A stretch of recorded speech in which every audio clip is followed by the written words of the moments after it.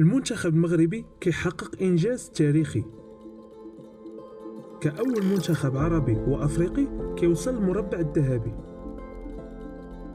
والحلم عندنا كيكبر. وعلاش لا ما نتوجوش بلقب كأس العالم؟ تخيل معايا شنو غيوقع إذا المنتخب المغربي ربح كأس العالم.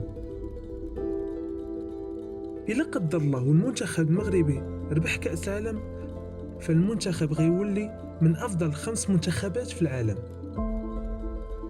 زائد القيمة السوقية ديال اللاعبين ديال المنتخب الوطني غترتفع، وغتجيهم عروض قوية ومغرية من أقوى الأندية في العالم.